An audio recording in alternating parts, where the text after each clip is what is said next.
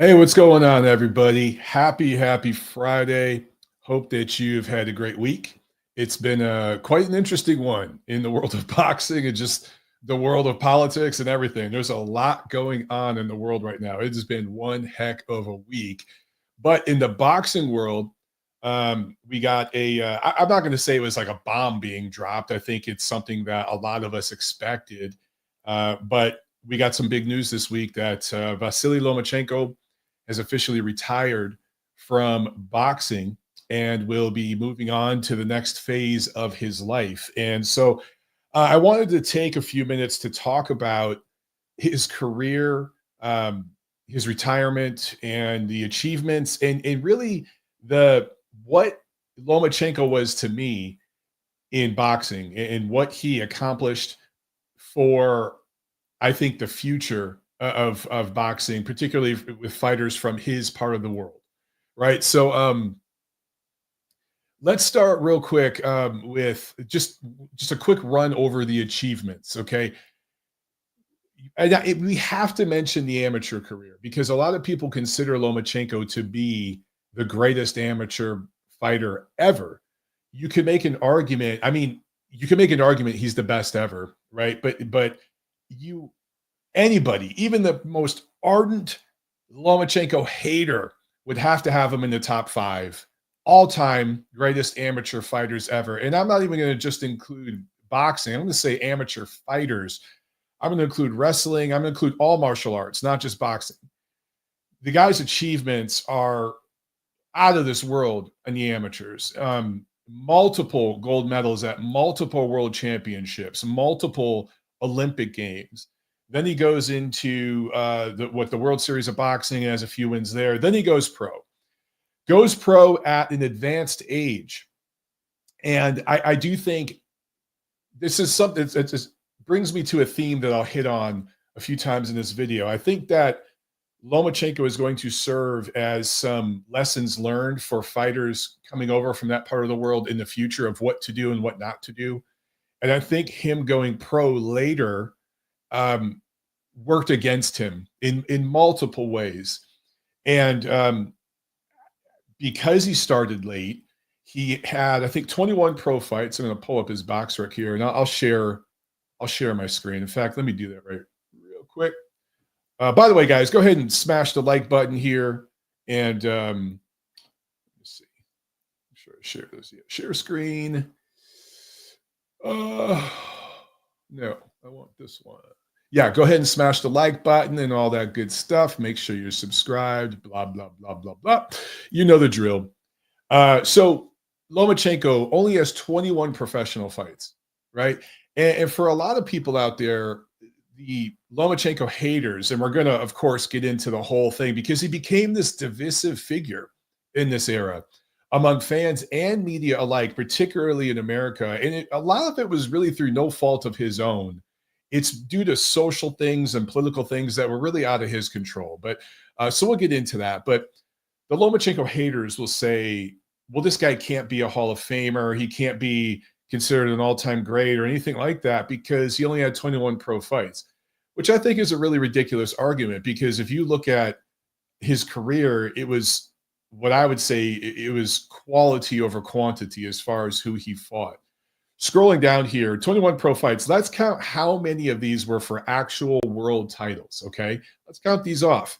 Second pro fight was for a world title. We'll talk about that obviously a lot. But see, 1, 2, 3, 4, 5, 6, 7, 8, 9, 10, 11, 12, 13, 14, 15, 16. So 16, and maybe I'm missing one or two, but just real quick, 16 of his 21 professional fights were for world titles. Now, a couple of those were for vacant titles. That's worth mentioning, but the majority of them were not. These were established titles where he beat a champion to become champion.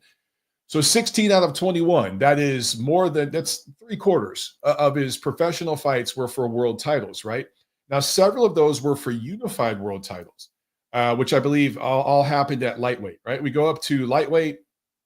He unifies belts with Campbell. So there's one fight. he loses the fight with Tio, but that was for unified world titles. I'm just thinking, guys, I'm looking on BoxRec and they don't include the WBA. So I might be overlooking one or two of his title wins. I can't remember if I believe he won the BA, but the BoxRec doesn't list the BA anymore. So I'm definitely missing some. But just here, I'm counting real quick. 1, 2, 3, 4 were for unified title fights. And I actually think it was more than that because I want to say he unified belts before he fought Teofimo Lopez. I want to say when he fought Linares, that was for a title. And then Pedraza, Crawler. So he's got even more world title fights than giving him credit for. Bottom line is this. It was quality over quantity. It was substance, okay? There was substance to his career. Now, he did have 3 losses. However, those 3 losses were all competitive. I think the most definitive loss was against Teofimo Lopez. But his losses to Devin Haney and Orlando Salido were highly controversial, and you could make an argument. I'm not necessarily saying I see it this way, but you could make a valid, reasonable argument that he won those 2 fights. Okay. You could even make an argument. I think it's a much tougher argument, but you can make an argument that the fight with Teofimo Lopez was very, very close. I think he made it interesting because I think he won the second half of that fight, but he gave up the entire first half of the fight. Now, I will admit, watching it live, I shaded that fight to Lomachenko, but upon second and third watch, I see Teofimo Lopez. I feel he won that fight against Loma. There's zero controversy there. But there wasn't a rematch. And I did find that interesting because to me, going back and watching that fight, it really felt like Lomachenko figured something out in the second half of that fight because down the stretch, he was giving Tio a lot of problems and he was the one looking better in the championship rounds. Go back and watch that fight again. And I find it interesting that Teofimo Lopez and his people didn't want to do a rematch with Lomachenko. And some of the excuses from the Loma haters and the Tio people were, oh, we can't crunch down to 135 again. We got to move up in weight. But well, he had no problem crunching down in weight again to fight Kambosos.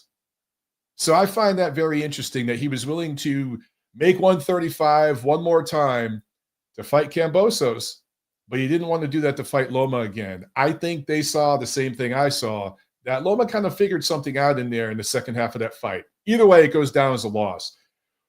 Orlando Salido. This is Lomachenko's second professional fight. He takes a loss there. We could talk about the fact that, Orlando Salido, who had been busted at different times for cheating, for performance enhancers and things like that, didn't even try to make weight, came in heavy. And both guys ballooned up after the weigh-in because that's what happens, right? So both guys gained weight from Friday evening through Saturday evening when they fought. But there's a big difference in putting weight back on after you've sacrificed to make weight and putting weight back on when you didn't sacrifice, when you knew you weren't going to make weight and didn't make an attempt to and came in heavy on purpose. The guy who didn't kill himself to make weight, putting weight on after the weigh-in is going to be way more comfortable, a hell of more comfortable than the guy who sacrificed. So again, I bring that up because the haters will say, because, people will say, well, man, Orlando Salido is basically a junior welterweight in that fight. And they'll say, well, Lomachenko, he gained weight too. Yeah, but he sacrificed to make weight. So he put weight back on, yes, just like Orlando Salido did. But the difference is one guy sacrificed, one guy didn't. So anyway, Orlando Salido comes in heavy on purpose. And then there's 1,000 low blows in the fight. Not a single point was docked. So I thought that referee Lawrence Cole did not do a very good, effective job there. All that being said, Lomachenko, I felt, came into that fight a little arrogant. And this is something that I think was a character flaw in Lomachenko. This is just me playing amateur psychologist, okay? But Lomachenko in the amateur ranks, this guy was a global superstar in the amateur system. His name is renowned. It is legendary. He'd show up. It's like, whoa, that's Lomachenko, dude, right? In the amateurs. It wasn't so in the pros. And he had to learn some hard lessons. And I think sometimes he showed up thinking, I'm Vasiliy Lomachenko, damn it. If there's close rounds, I'm going to get the score. If there's a close round, the judges are going to give it to me. I'm a legend. I'm Lomachenko. I've won multiple gold medals, right? And that's not the case. He didn't, I think, understand or appreciate that in the pro ranks, the promotionally protected A side, the guy that's going to bring in more money and brings in more political power and connections is going to get the benefit of the doubt. And that wasn't Loma most of the time. It may have been some of the time, but it certainly wasn't him against T.O. It certainly wasn't him against Devin Haney, right? So he was going up against the system there, and he didn't, I think, appreciate that. By the way, it's not just Lomachenko. I remember vividly having a conversation with Gennady Golovkin over the phone when he was in the gym. He was just wrapping up a workout, and he was like cooling down and stretching, and he was handing the phone back and forth between him and Abel Sanchez. So I just was talking to both of them for like 20, 30 minutes while they were in the gym wrapping up one night. And it was before the first fight with Canelo. And I asked them the same thing I had asked Tom Loeffler at a different conversation when I saw Tom in person somewhere. I can't remember where. It was at a restaurant or something for some press conference thing. But anyway, I asked them all the same question. And I asked Gennady directly, can you get a decision against Canelo Alvarez in Las Vegas? You're going up against the system. You're the outsider. You're going up against the North American fighter, and you're the quote-unquote foreigner in the situation. And I said it that bluntly. All three of them said, yeah, we're good. We're not worried about that. The close rounds, there's going to be no close rounds, the confidence, right?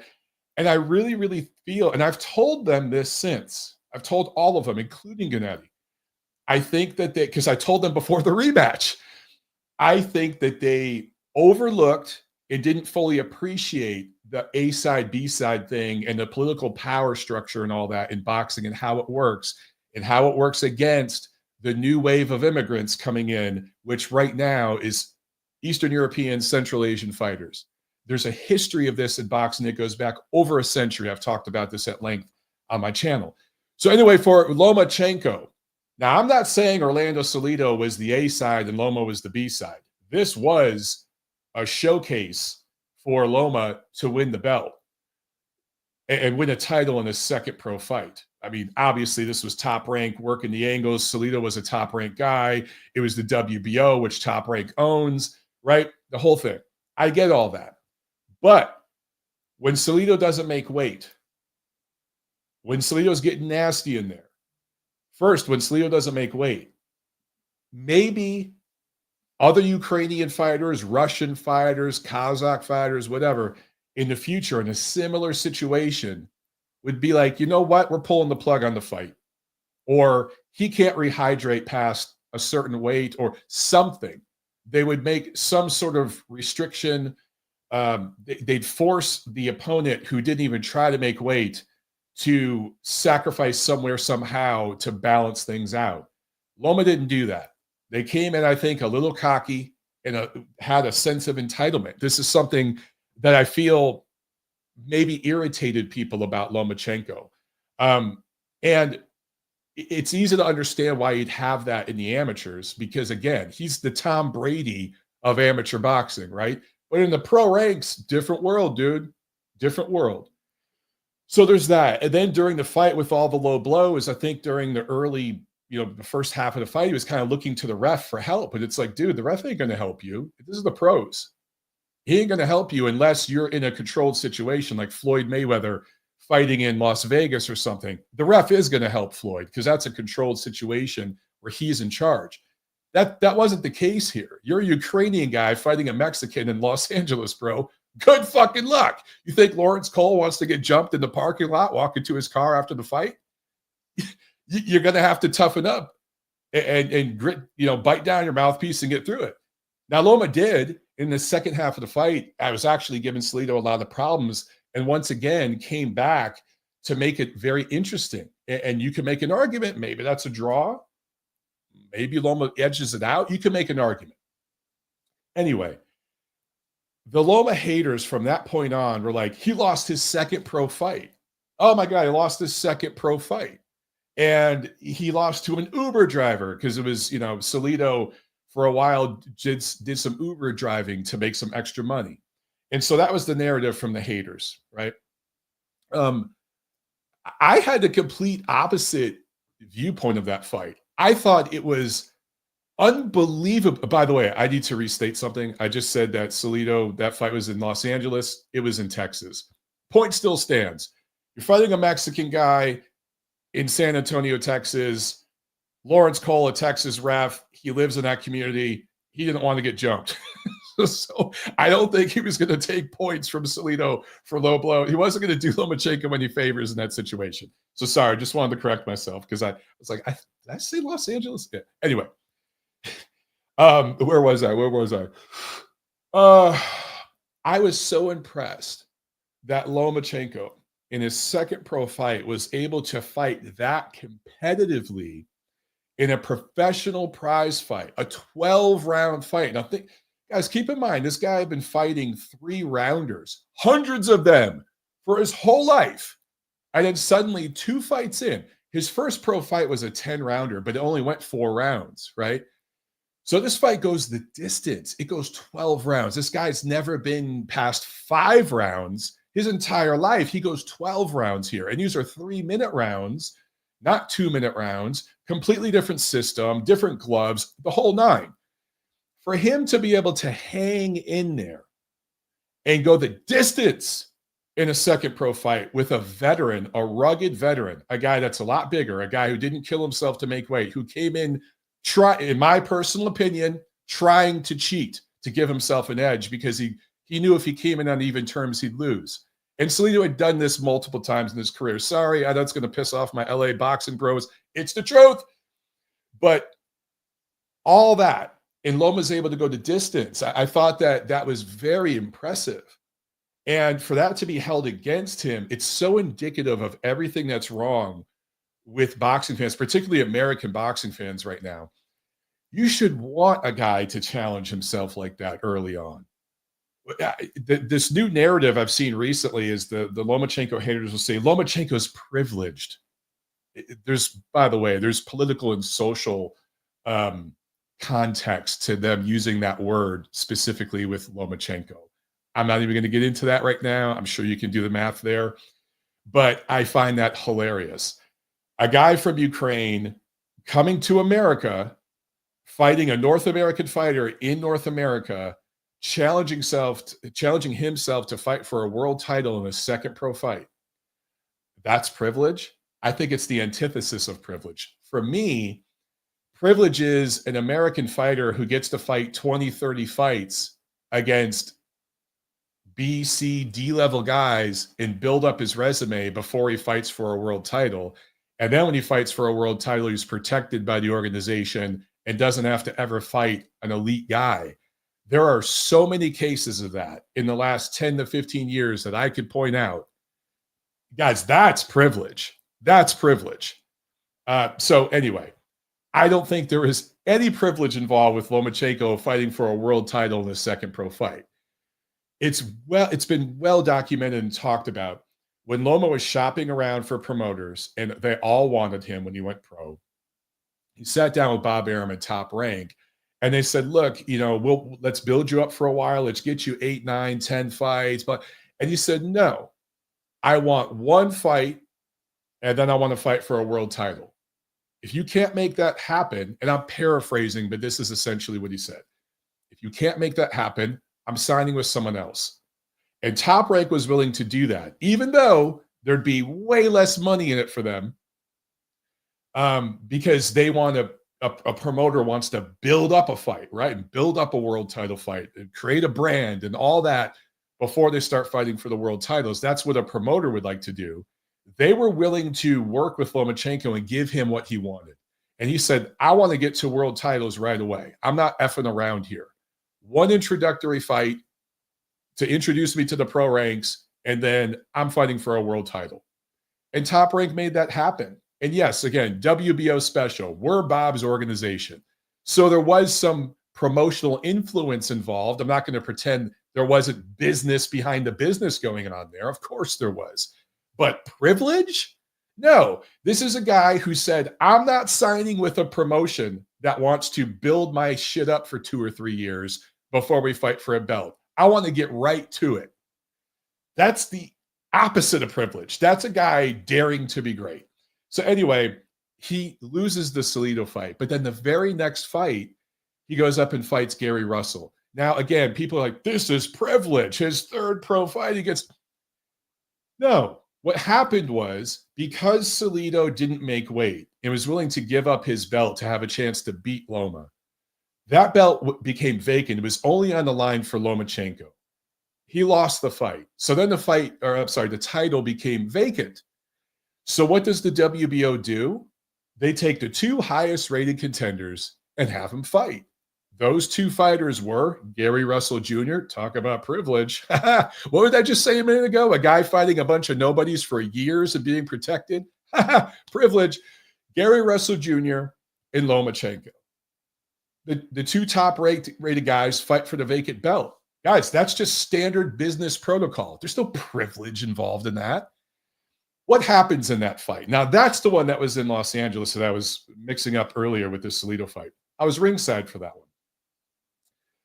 Gary Russell Jr. was a guy that some people were saying was a borderline pound-for-pound fighter, right? A future pound-for-pound star, a multiple weight class division title holder in the future. Like, people were predicting that for him. And Lomachenko goes in there and absolutely dominates him. Wins 9 or 10 rounds of that fight. You can make an argument, wins 9 or 10 rounds, at least 8 rounds. Despite that, one of the judges scored it a draw. There's that privilege thing again. Sorry. I'm just going to trigger people.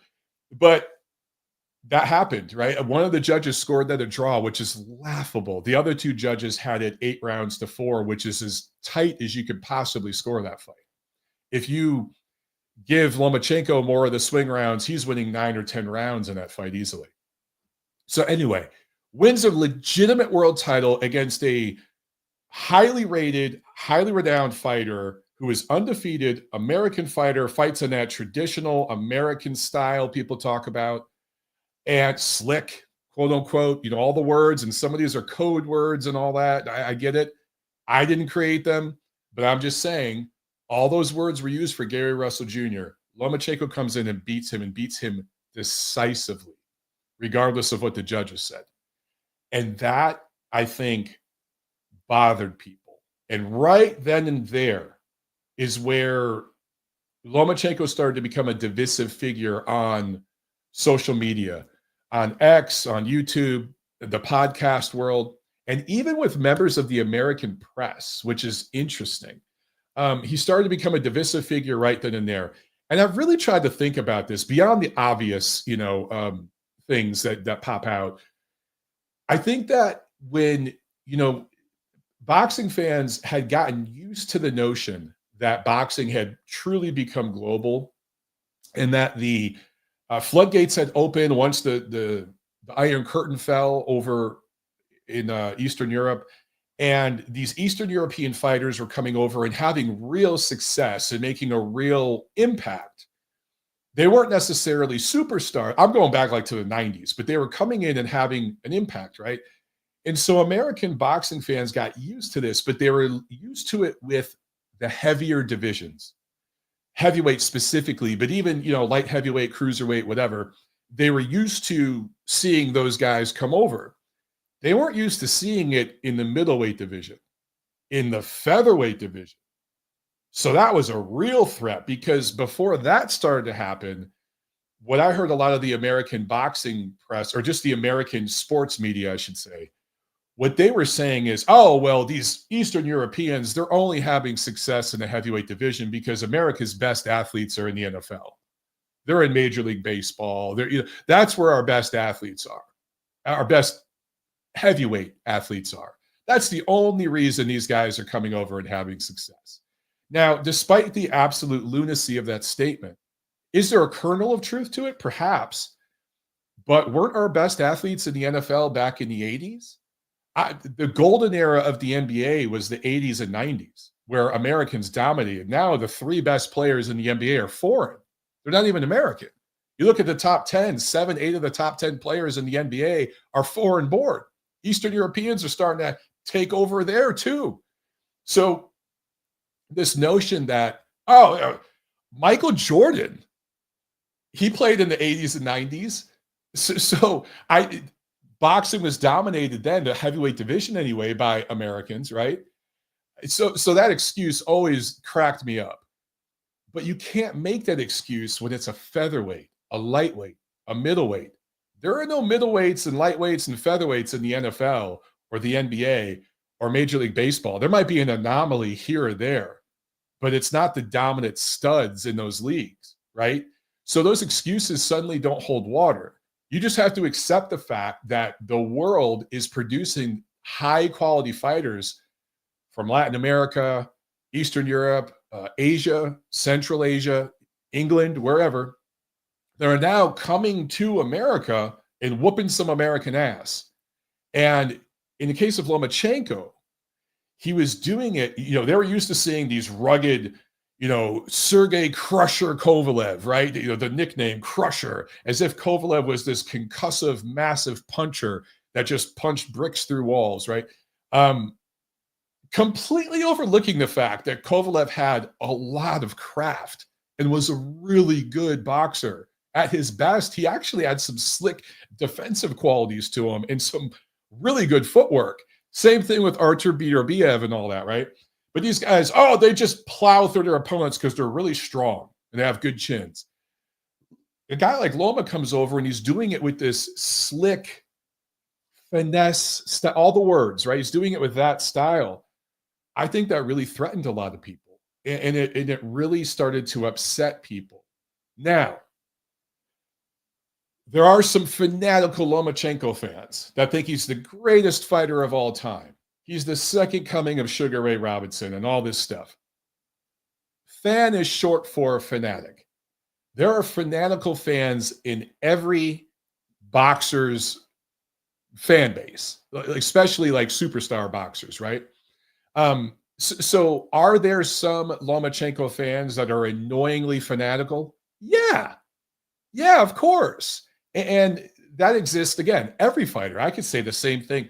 Jesus Christ, look at Gervonta Davis. Look at Deontay Wilder in his prime. Deontay Wilder was called the hardest puncher in the history of boxing.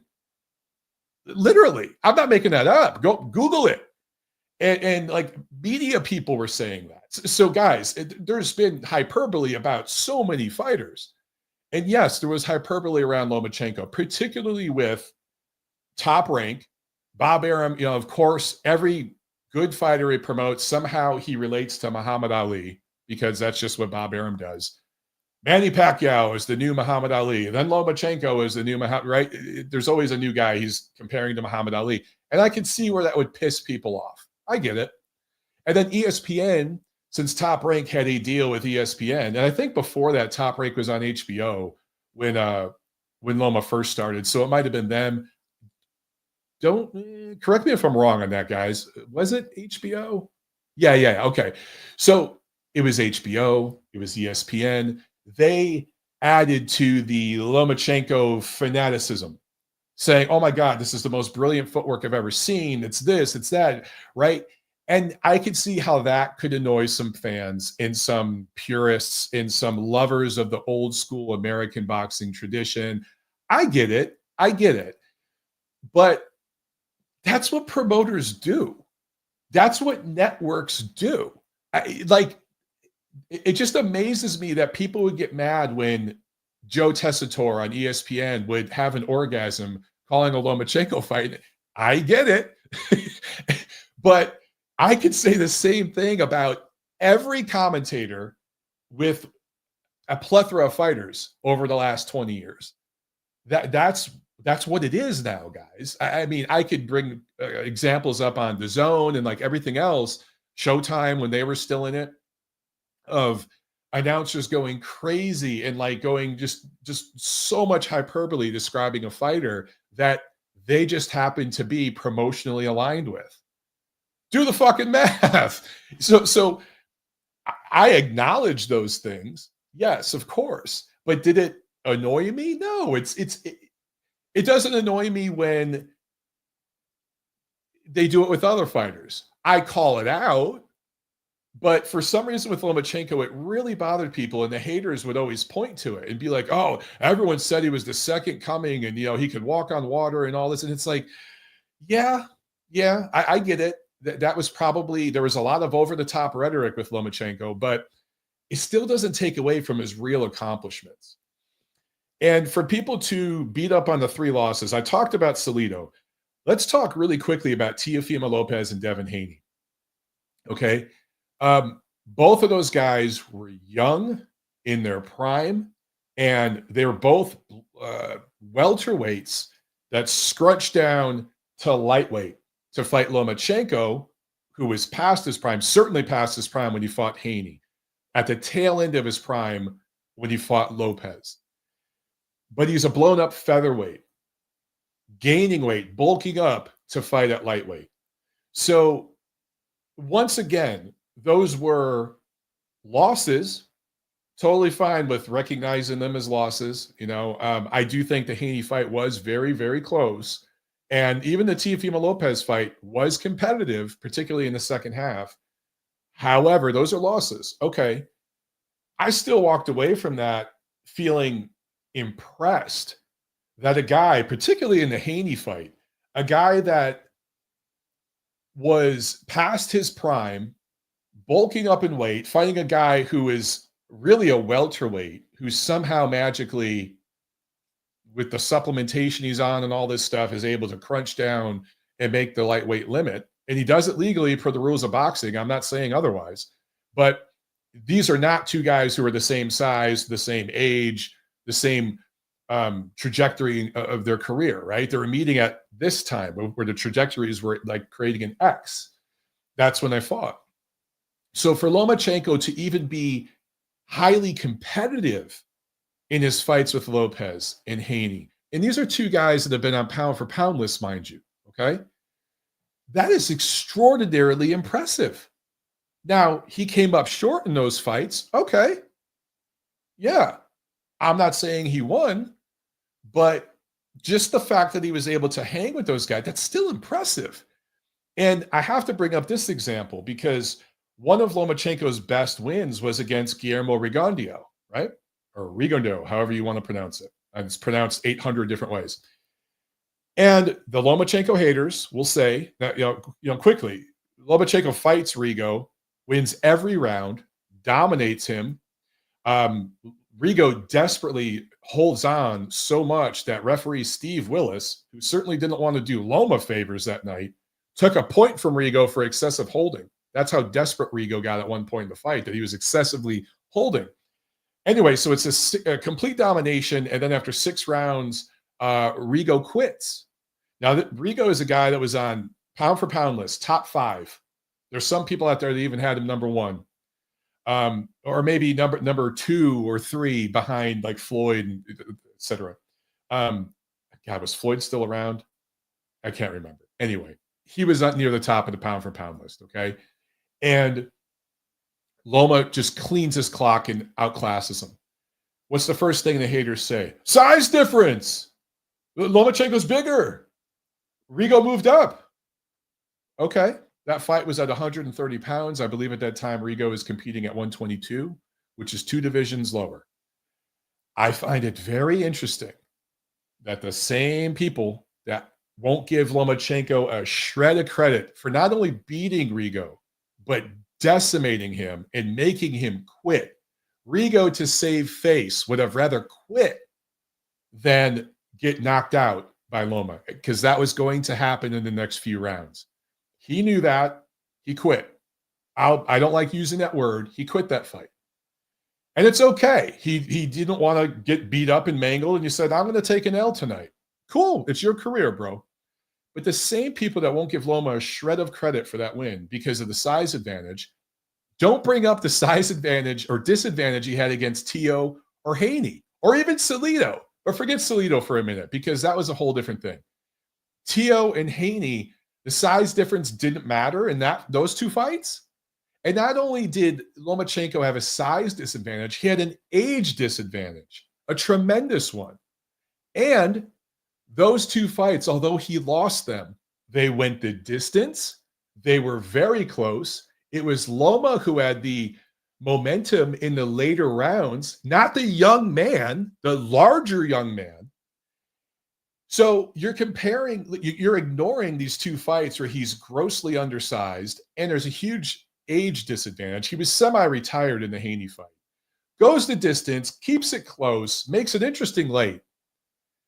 But then when it's flipped and Loma has a size advantage against a proven pound for pound fighter who had won titles and was one of the greatest amateurs of all time as well in Rigo, he dominates the dude, wins every second of that fight and makes him quit.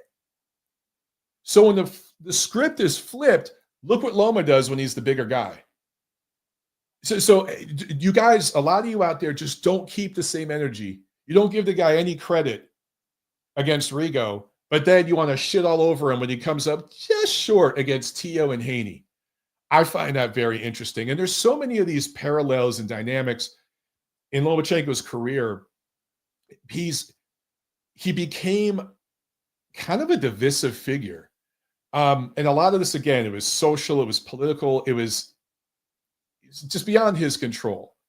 Now, I will say, I'm going to go back to this arrogance and sense of entitlement maybe that he had at times, where he's like, hey, man, I'm Lomachenko. I'm a legend.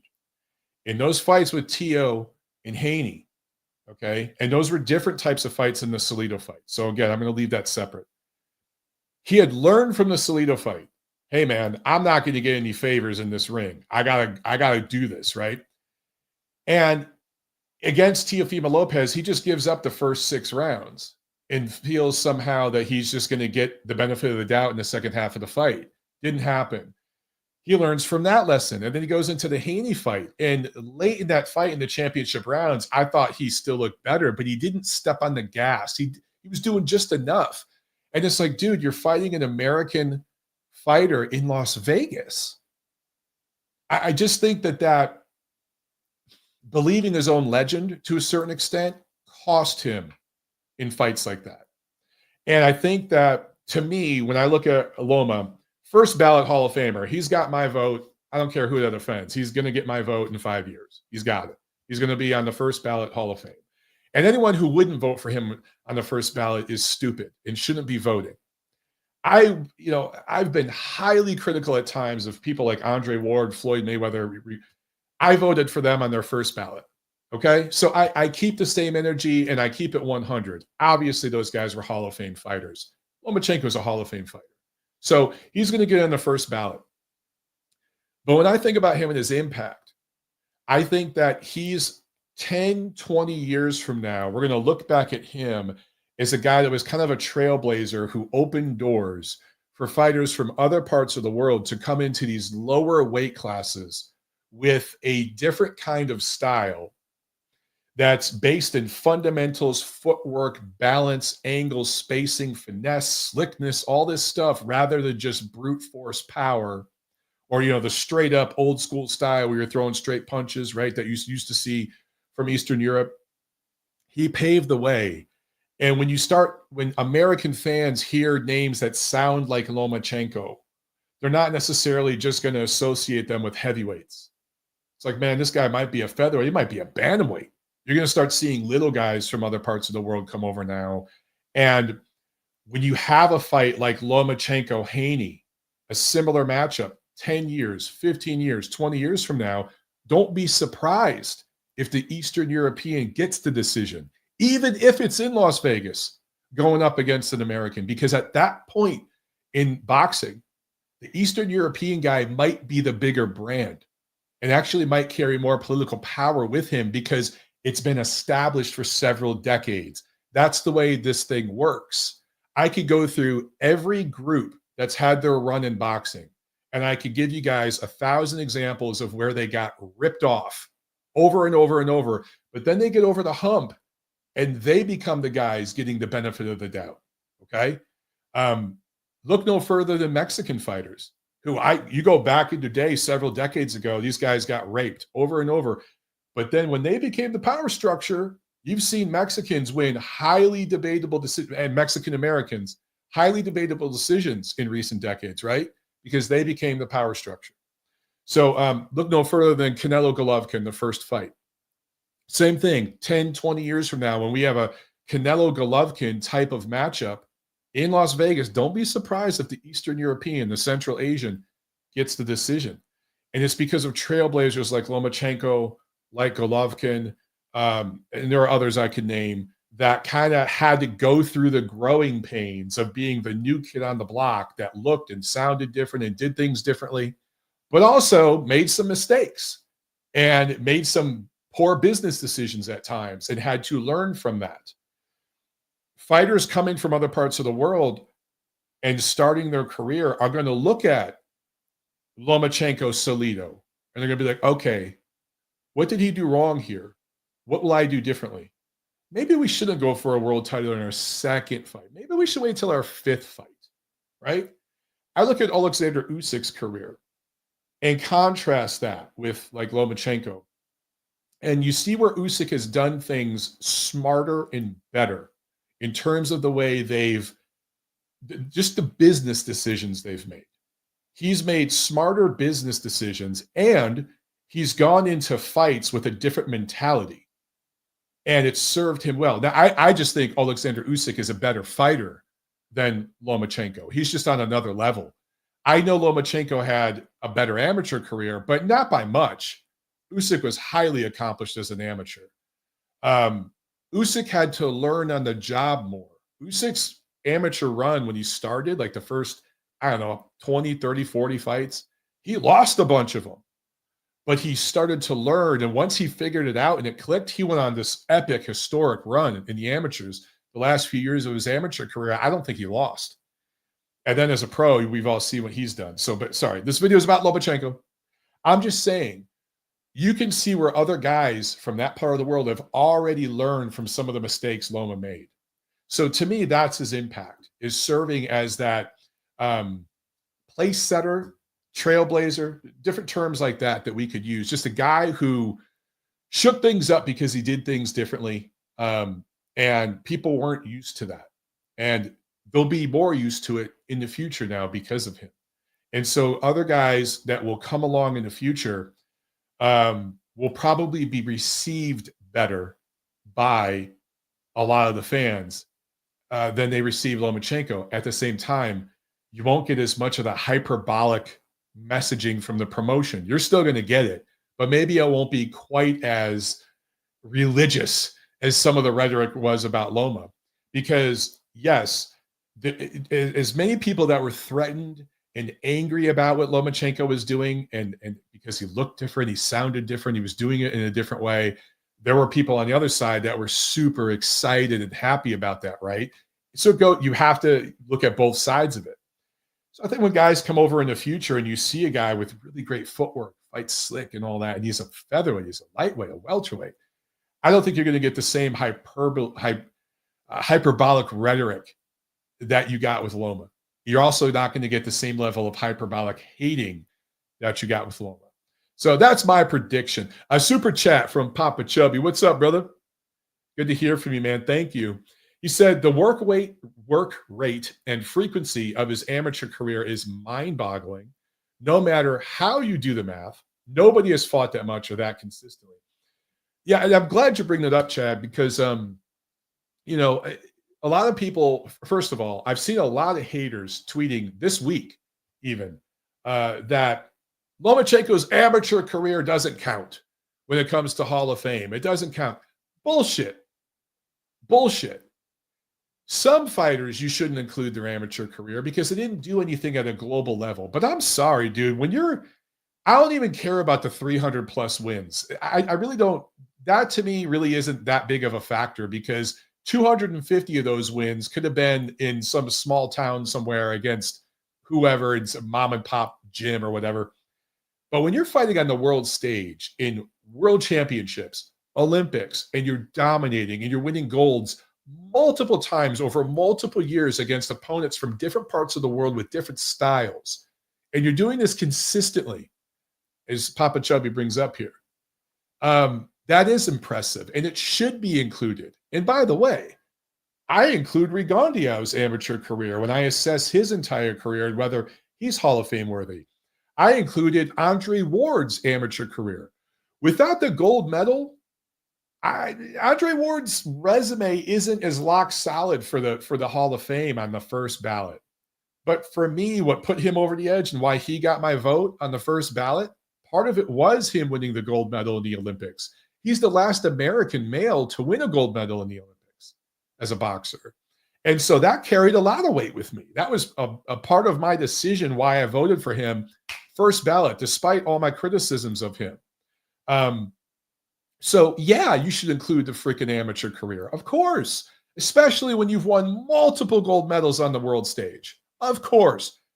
However, you can be a great amateur and then you can come into the pros and it just doesn't work out. Well, then you're not a Hall of Famer.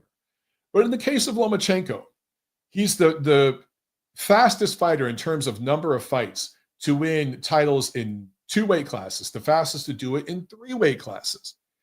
He won, I think he unified 3 belts at lightweight. It'd be impressive if he did that at featherweight. But guys, he's a natural featherweight who bulked up to lightweight and unified 3 belts at lightweight, where he was undersized, grossly undersized, and overpowered by these younger, bigger guys. And he unifies 3 belts there, wins titles in 3 weight classes. He does all this in, I want to say it was like 15 fights or something. He had done all this within 15 pro fights. Yeah, that's a Hall of Fame career. It should be a no-brainer. I don't know how anyone could deny that. That coupled with his amateur accomplishments, he's arguably the greatest amateur martial artist ever. Yeah, he's a Hall of Famer, first ballot. But Chad, to your point, I'm going to bring this back up. You talked about the frequency and the work rate of that amateur career. I think that will serve as a learning lesson for other guys from other parts of the world, because coming to fight in America as pros, they're going to look at Loma and say, this guy went pro too late. He should have went pro after 1 world championships and 1 Olympics. Then he should have went pro. And had he done that, he'd probably have 30 plus fights. And maybe he'd have titles in 4 divisions, because maybe he could start at 122.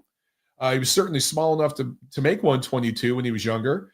And maybe he'd have titles in 4 divisions. He'd be a 4-division champion. Maybe he would have went undisputed at one point. Who knows? But I do think that will serve as a learning lesson. How much, after you've had 100 amateur fights and you've competed in the Olympics once, the World Championships once, how much more amateur experience do you really need? It used to be this highly, highly respected thing, especially over in the East, whether it be Southeast Asia, Eastern Europe, in that part of the world, having Olympic medals is really, really important. And you're a celebrity in that culture. And the government actually subsidizes things for you to where you live pretty comfortably as an amateur athlete. You're put up in an apartment, all this stuff. That's kind of changing. And the Eastern European fighters, and you're going to see this more with the Southeast Asian fighters. Japan is a great scene right now. You're going to see more and more of these Japanese guys coming up. And they're starting to value the professional ranks more, and they're starting to see that they can make more money now in that world. It wasn't so 10, 15, 20 years ago. They were actually, a lot of these guys, making more money back home as an amateur boxer. It sounds crazy. They were making more money doing that than they were going pro. But now, look at what the Klitschko's did. Vladimir Klitschko probably made over $100 million in his career. Gennady Golovkin, over $100 million. These guys are looking at this shit. Usyk has made over $100 million. So these guys coming up now, like, do I want to stay in the amateurs and keep doing this when I can go over there, I can fight twice a year. I can make tens of millions of dollars. You're going to start seeing these guys go pro much younger. So, yes, it's impressive, Chad, what Loma did in the amateurs, but it may have cost him in the end as a professional. It's an interesting dynamic there to look at.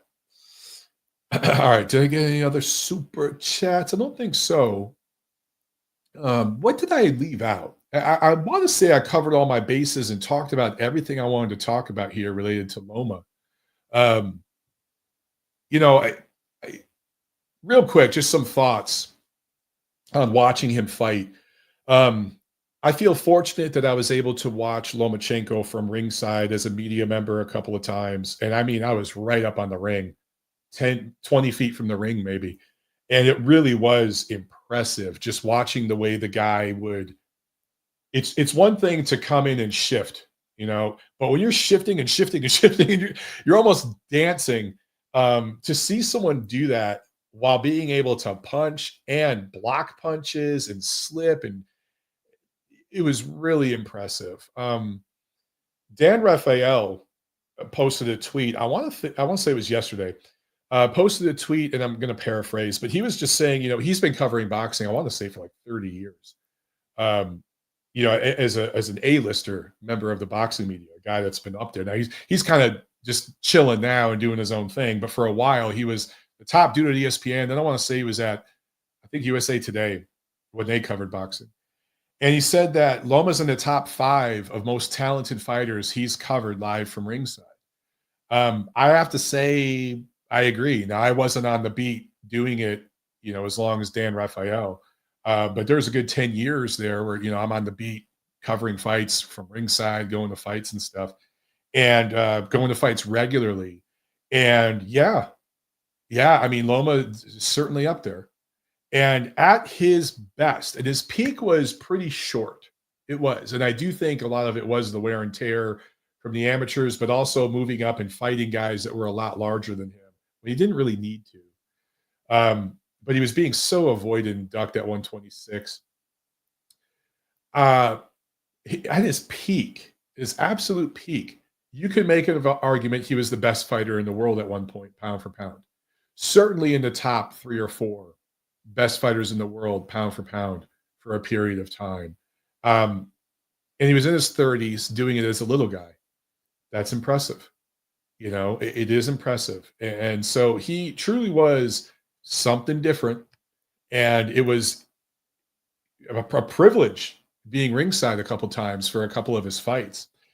I also was fortunate enough at one point to see him in the gym and to watch his training regimen. And wow, I've seen a million boxers work out. I've worked out in the boxing gym a million times myself. I've worked out with a million boxers, dozens of different trainers I've worked with, including high-level professional trainers that have brought me in at camps before and let me work out with their guys. Tell you what a humbling experience that is. But seeing some gym routines just stand out, and you're just like, whoa, I see why this guy is such a world-class athlete. Lomachenko's gym routine, I'll never forget it. Another guy that stands out is Vladimir Klitschko. I got to watch him work out in New York once, literally standing on the ring apron, looking through the ropes, watching him. And his warm-up routine, just all the things he went through, it was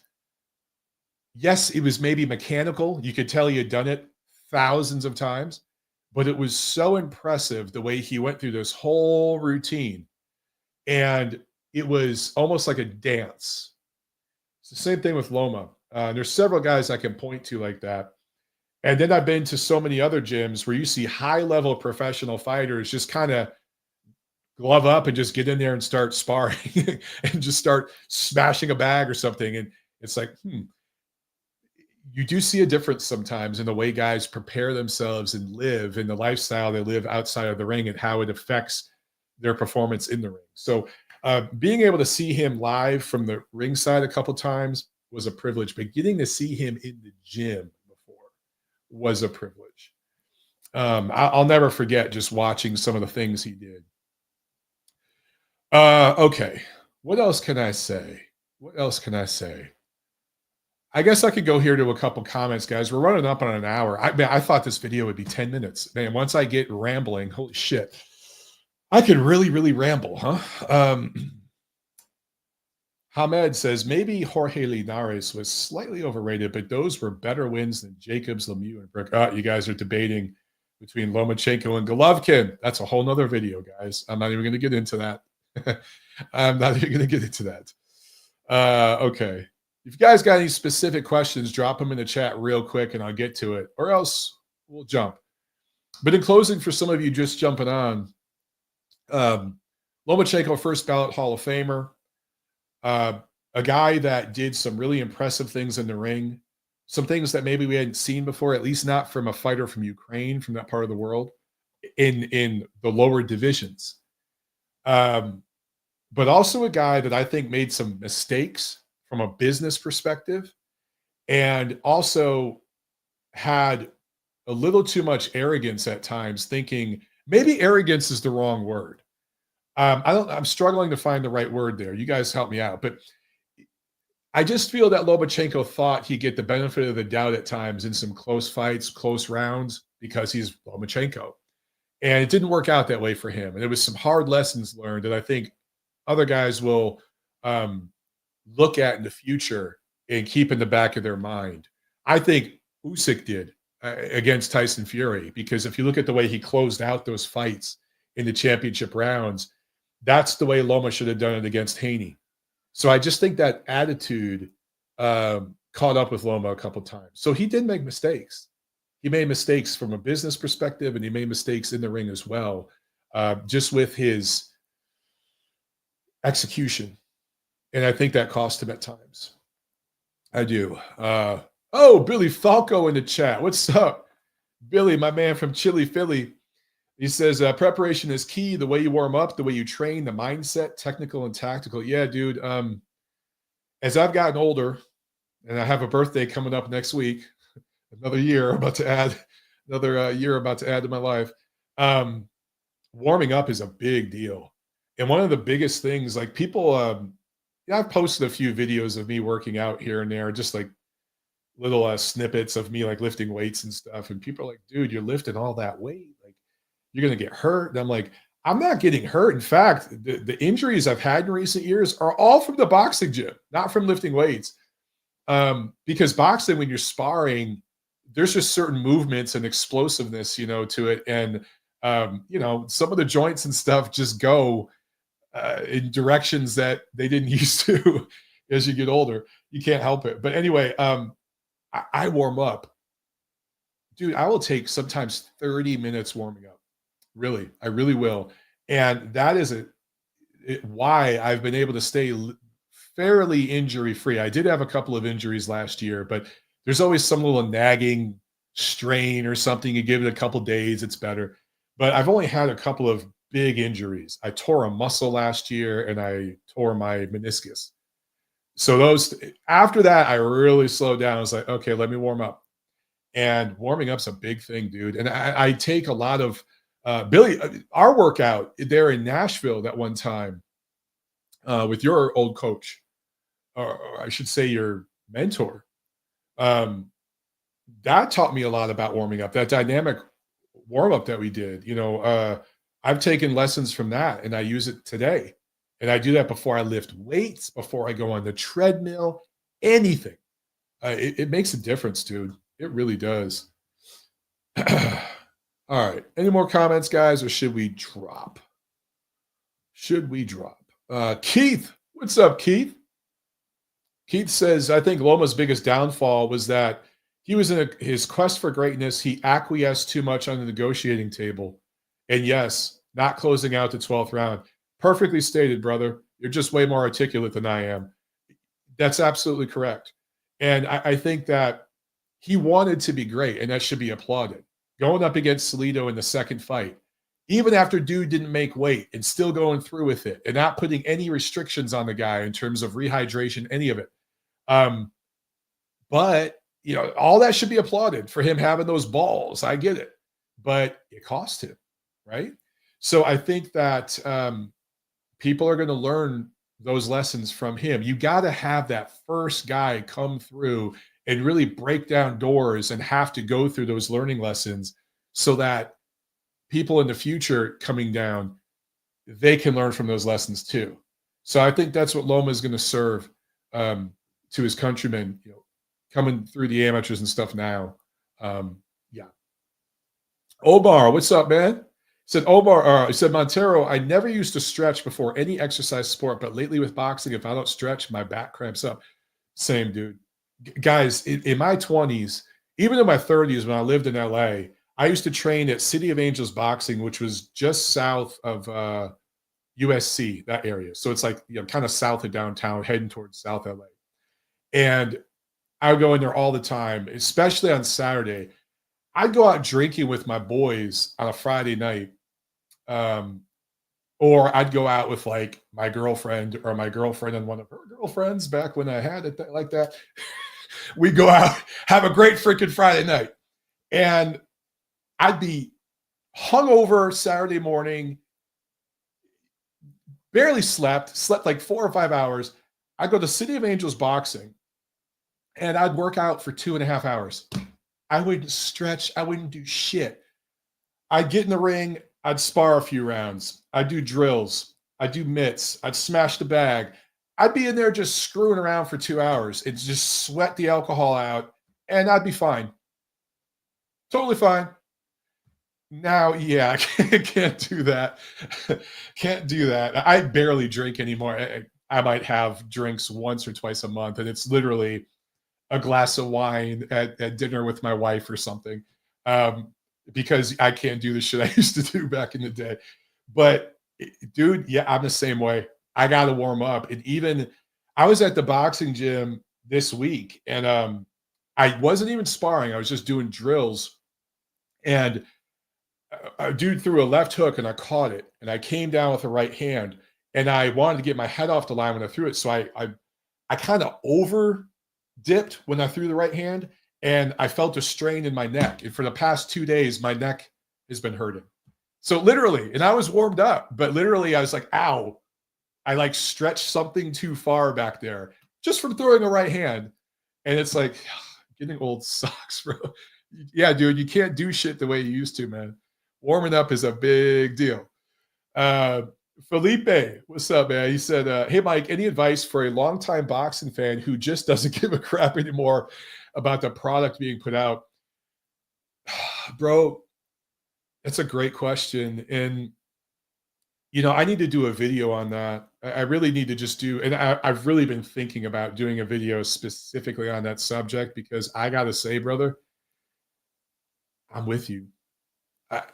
And it pains me so much to say that, because I'm a boxing lifer. You know what I'm saying? It sounds like you are too. And when you've dedicated so much of your life, for me, I'll level set this. I'm not just a diehard degenerate fan who has spent thousands of hours watching boxing, talking about it, writing about it, tweeting about it, posting about it, right? Paying for it, pay-per-view, subscriptions, all that stuff, attending fights, right? I've also been a member of the media. I love boxing so much and was such a degenerate fan. I worked my way into the media and was literally on the beat for a while, like really, really in there at the top of it. I've done ringside commentary. I've done press row scoring. I've done radio shit, TV shit, hosting. I've even competed as a fighter in my fucking 40s, as an amateur, as a professional. By the way, guys, Felipe, thank you for asking this, because I've kept this secret for a while, but I was scheduled to have a second pro fight last month. So part of the reason why I've been radio silent lately, guys, is because I've been back in the gym. And I had a fight scheduled here in Atlanta on May 24th. And my opponent, wouldn't you know it, a week before the fight, pulled out. I'm still depressed over it, but I was right there in shape. I was going through really hard sparring. I was in there with a few killers that were just killing me. But I was ready, dude, and I couldn't wait to get back in there. And I was right there. I didn't announce it. I didn't talk about it because I wanted to just focus, and I was going to obviously talk about it after the fact. But yeah, I was right there ready to do a second fight, and it was a little more than a week before the fight. My opponent fell out. We had a deal. We had a contract signed, the whole nine, and he pulled out. Devastating, bro. Anyway, dude, I bring all that up just to say, that's how much of a degenerate supporter of this sport I am. And lately, dude, I couldn't give two shits. I must be constipated, because I couldn't give a shit. There are only a handful of events this year that I have watched live. I have to be honest. It's and I'm trying to figure out why. And maybe that's why I want to do a video, because I want to get your guys' thoughts on it. Because I don't think I'm alone. I think there's a lot of people out there feeling the way I'm feeling. So if you guys would like to see a video on that subject, let me know. Miguel, what's up, Miguel? He says, hey, Mike, who do you got out of the MJ and Inoue in their upcoming fight based on their last fights? I got to take Inoue. I do think MJ is going to give him more trouble than some are predicting. Some are thinking, oh, Inoue is going to just mow him down. No, that's a distance fight. It's a distance fight, but I like Inoue. It's a great fight. I can't wait for that one.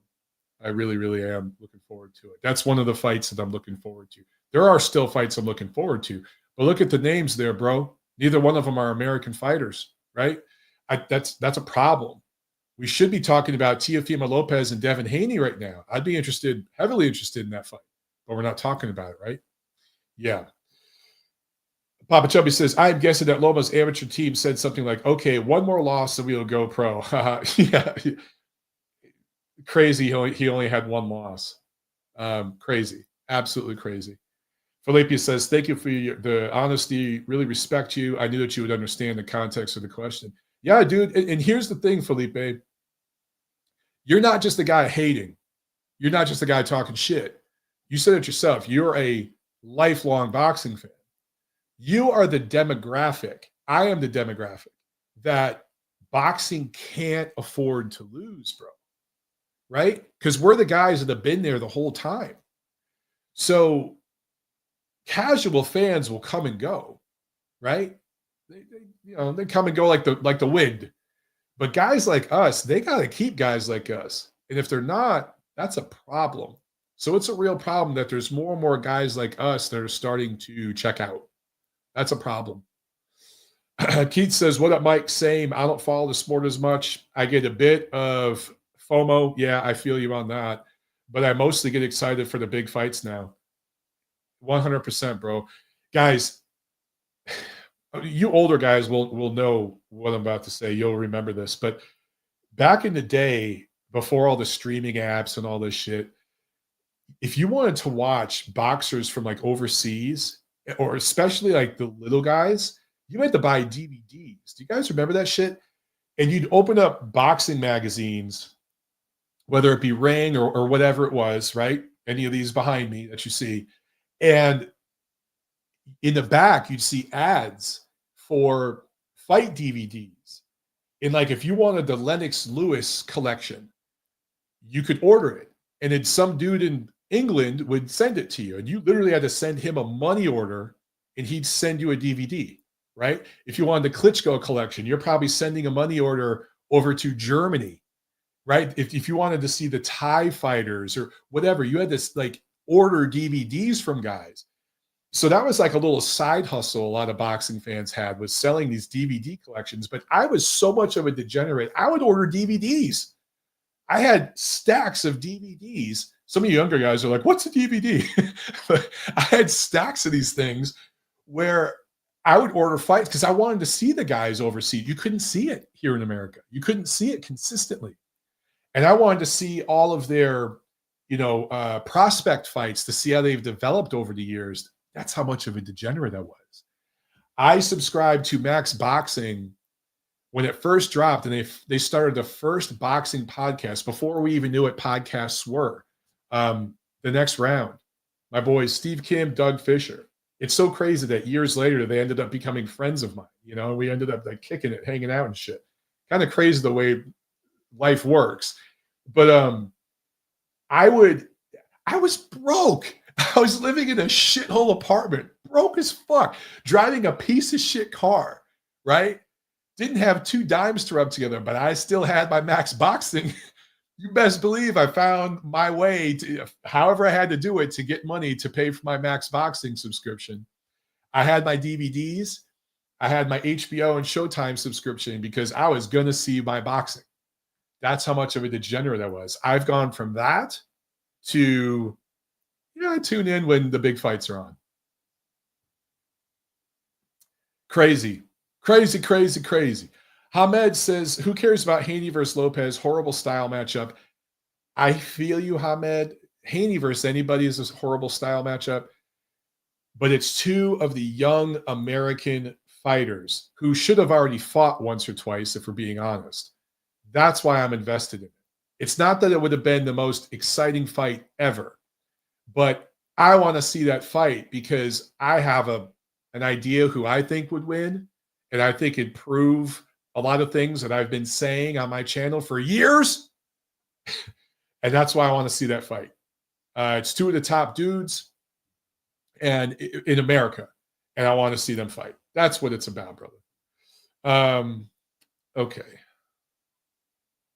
Hamed says, I used to VHS all the fights in WWE pay-per-views. Hell yeah, bro. Hell yeah. It's like the old Mike Tyson fights and stuff, you know. We used to do the same thing. My dad would steal HBO. I've told this story a million times, but there was a green box on our block that controlled the cable for all the houses on the block. And my dad would go back there and like rig it. He'd like take a screwdriver. I don't know what he did, but he'd pick the lock, open it up, and turn on HBO for everybody on our street. Shut it with it. And then you'd see the cable dude drive up because, you know, the cable people would notice after a couple. It took them months to notice. But you'd see him pull up on my dad and be like, oh, shit. Go out there and distract dude. And he'd go back there and turn them all back off and close it before the cable guy could get back there. But that's how we used to watch Mike Tyson fights. We'd steal cable when I was a kid. Good times, bro. Good times. Juan Show. He says, Montero, I was part of that subscriber group. That's when I met Dougie and Kim, 2004, 2005. Don't remember exactly when. Juan, it might go before that, bro. It might go back to like 2001, 2002.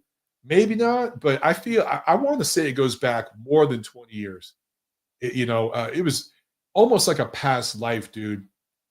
It was that, and then it was all the old school boxing forums. And that's where I'd find a lot of DVDs, like East Side Boxing and all those old forums. And I would chat with dudes in Germany, Poland, whatever, and I would get DVDs from them, and I'd be like, hey, man, I'll send you a money order, blah, blah, blah.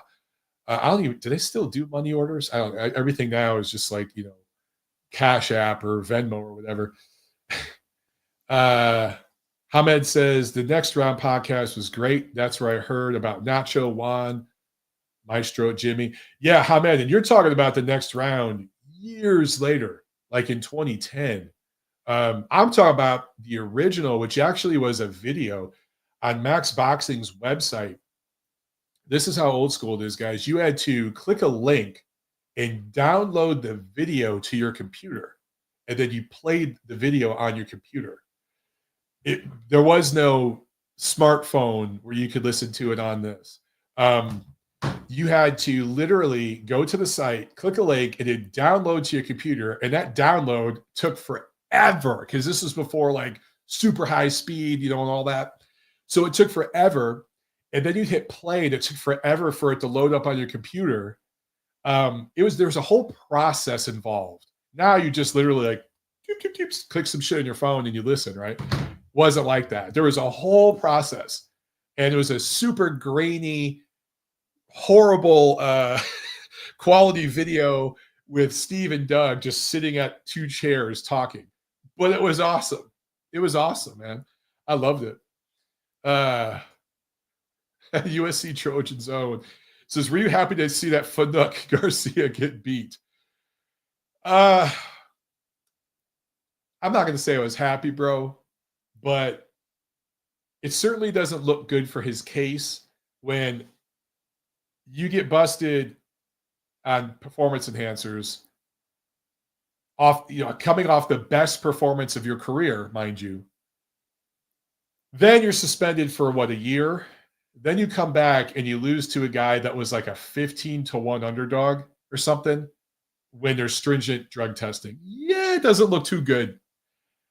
I don't know what to think about Ryan Garcia, bro. I don't know what to think about him.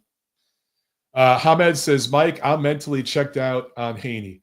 So am I, Hamed, which relates to the reason why I want to see Teofimo Lopez and Devin Haney. Because I think Teo would check him out, if you get what I mean. Let's see. Anything else? I'm enjoying this chat. We need to do like a A Q&A. We haven't done one of those in a while. Oh, hold on. Deluxe Recording says LimeWire. Dude, yes. When Napster and LimeWire came out, that's when I started downloading shit. Yes. But you would download fight videos, and a lot of that shit had viruses. I'd download, it'd be like Klitschko Lewis, and I'd download it, and it'd be some other shit, and it'd give a bunch of viruses. You had to be careful with LimeWire. But yes, dude, back in the day, that was the shit. Ahmed says, yeah, was Steve Kim and Doug Fisher and Steve and Gabe by the LA Skyscraper most episodes on YouTube still? Yeah, you're right, bro. Wow, I remember that. Yeah, because they used to be in a room, like really, really old school, but then they went to the roof for a while. I remember that. Yeah, I totally forgot about that. Papa Chubby, so LimeWire and dial-up, kill me, dude. Yes. So download shit. You would like set it up to download at night and go to bed because you knew it'd take all night to download, right? And you wake up in the morning and check, and sometimes it downloaded and sometimes it froze. You'd be like, damn it. Good times. Good times. Papa Chubby says, yeah, virus after waiting 2 days for the download to complete. Exactly. These kids today don't understand. USC says, hey, Mike, what happened to Gabe? That commie fuck. Hey, man. There's a lot of things I know about that dude that's off the record, and I'm going to keep it off the record. I just there's a lot of things about that guy that if it was made public would be pretty bad for him. I hope that dude, I hold no ill will against him. I hope everything works out for him. Nacho says Chicadito Hernandez was undefeated. He had like 8 defenses of his belt when De La Hoya beat him. Yes. Ahmed says, I remember LimeWire. Back then, MSN was the social media chat platform people used before MySpace. Oh, my God, MySpace. Oh, my God. You guys are taking it way back. Yeah, it was AOL chat, then MSN. The internet has had all these chapters. It's so different now. It's just blown up with the apps and such. Ahmed asks, Mike, what you told me about that guy makes sense why he is the guy was sending me long messages about Trump. Yeah. Yeah. But again, Ahmed, that was off the record, right? Papa Chubby. AOL and MySpace, damn. Yeah, dude. Taking it way back. Do you guys remember when you get I can't even remember what it was called, but there would be a CD you got in the mail for free internet, and you put the CD in your computer and you'd sign up, and it was free dial-up internet or something. I can't remember the name of that, but there was like a CD they'd send you. I can't remember what the hell that was. Anyway, guys, what a fun chat, man. We talked about Loma for like an hour, and then we just shooting the shit for 20 minutes. Let's do a Q&A video or like an Ask Me Anything or something soon, okay? I got a little bit of free time right now because my opponent pulled out of my fight. I was going to do a second fight. I was so excited. And I'm in great shape now for nothing. But I'm not bitter. Yeah, so let's do that soon, man.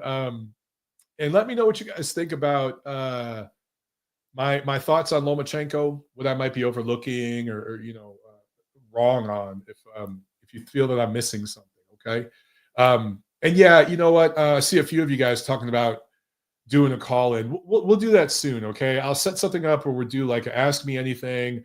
We'll just chat and we'll have calls. That way you guys could call in and we could just talk, man. I do miss you guys. And it was always fun talking. And there's not a whole lot going on right now in boxing. We got a couple of fights lined up later in the summer that I'm interested in. But right now in the month of June, it's kind of dry. So maybe we'll do like an Ask Me Anything and we'll just talk on the phones. All right, guys? Man, I appreciate it. And CPAD says it was AOL that sent the CD through the mail. Was it AOL, bro? Okay. Okay. Hey, I thought it was someone else. For some reason, I thought it was someone else. Um, yeah. Okay. All right, guys. Man, enjoy the rest of your day. Enjoy your weekend. And I'm having a birthday next week. Maybe we'll set something up on my birthday or something. I don't know. All right. Have a great one. And thanks a lot for all the great questions, everybody. Um, peace.